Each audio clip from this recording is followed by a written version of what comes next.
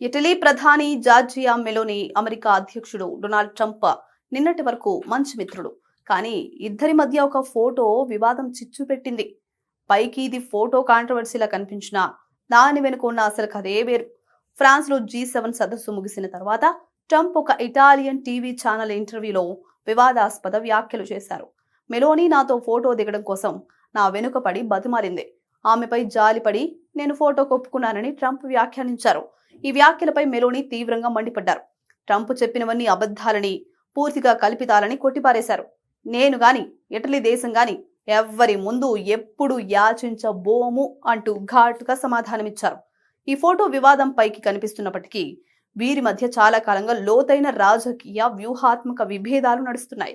ఇరాన్పై దాడులను ఇటలీ వ్యతిరేకించడమే గాక ఇటలీలోని అమెరికా సైనిక స్థావరాలను వాడుకోవడానికి నిరాకరించడం ట్రంప్కు కోపం తెప్పించింది. ఇరాన్ యుద్ధంలో పౌరుల మరణాలను ఖండిస్తూ పోప్ లిగో చేసిన వ్యాఖ్యలను ట్రంప్ తప్పుబట్టగా మెలోని మాత్రం పోప్కు మద్దతుగా నిలిచారు.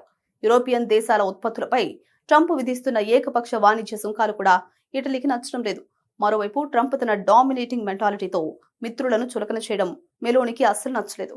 ప్రపంచ దేశాల నేతల కంటే తానే అత్యంత శక్తివంతుడని, యూరప్ నేతలు తన సాయం కోసం లేదా గుర్తింపు కోసం ప్రాధేయపడతారు అనే అమెరికా ఫస్ట్ ఇమేజ్ ను తన దేశ ప్రజల్లో ప్రదర్శించుకోవడానికి ట్రంప్ చౌకబారు వ్యాఖ్యలు చేస్తూ ఉంటారు. మెలోనికి రాజకీయంగా ఇది కీలక సమయం. 2027లో ఇటలీలో సార్వత్రిక ఎన్నికలు రాబోతున్నాయి.